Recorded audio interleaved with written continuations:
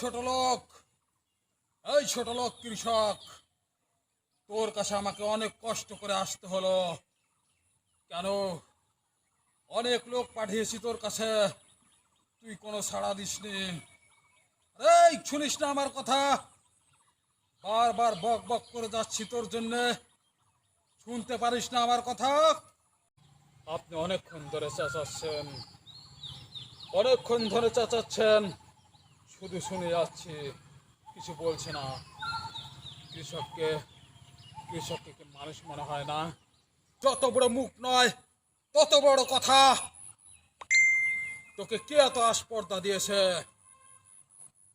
তোকে আমি এমন সাজা দেব যে তুই আমাকে এখানে নিজে দাঁড় করিয়ে রেখেছিস।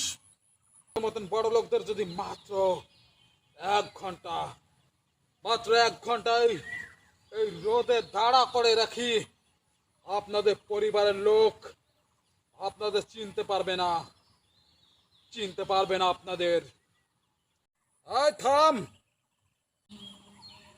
আরে কৃষকেরা মাথার ঘাম পায়ে ফেলে, রোদে পুড়ে, বৃষ্টিতে ভিজে এই সোনার ফসল, এই সোনার ফসল ফলায়। আর আপনাদের মতন বড় লোকেরা এসি রুমে বসে সেই ফসল ভোগ করেন। তুই কার সামনে দাঁড়িয়ে কথা বলছিস তুই জানিস?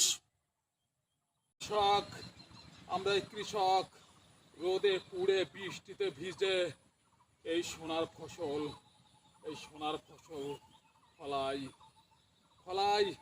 আমরা যদি পরিশ্রম না করি, এই ফসল না ফলাই, আপনাদের মতন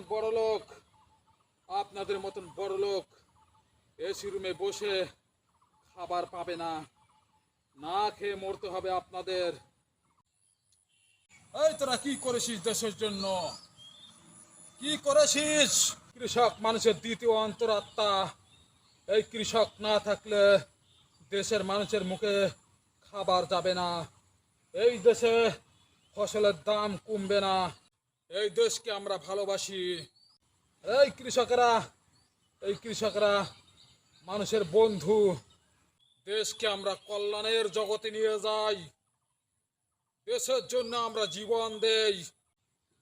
কৃষক বাঁচলে দেশ বাঁচবে, কৃষক বাঁচলে দেশের মানুষের মুখে খাবার যাবে, কৃষক বাঁচলে এই দেশের সকল লোকের ভবিষ্যৎ উজ্জ্বল হবে। আসলে আমি আমার ভুল বুঝতে পেরেছি। আপনি আমার কথা কখনো রাগ হবেন না। আমি যেটা বলেছি সেটা বাস্তব কথা।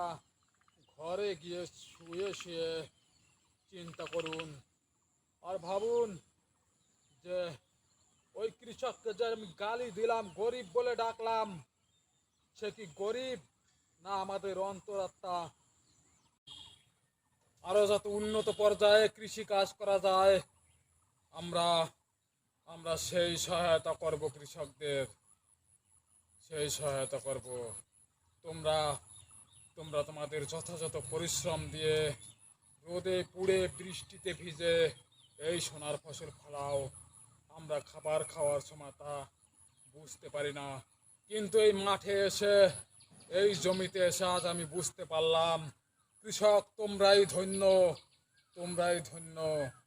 ধনে ধন্যে পুষ্পে ভরা আমাদের এই বসুন্ধরা। আপনাকেও ধন্যবাদ। আপনিও আমাদের সহায়তা করুন, কৃষককে ভালোবাসুন।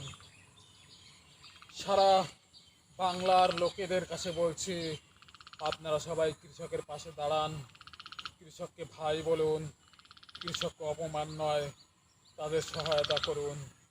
কৃষকেরা রোদে পুড়ে বৃষ্টিতে ভিজে মাথার ঘাম পায়ে ফেলে এই সোনার ফসল তৈরি করে। কৃষক, তোমরা দেশের গর্ব। তোমাদের কারণে এই দেশ কম দামে খাবার খায়।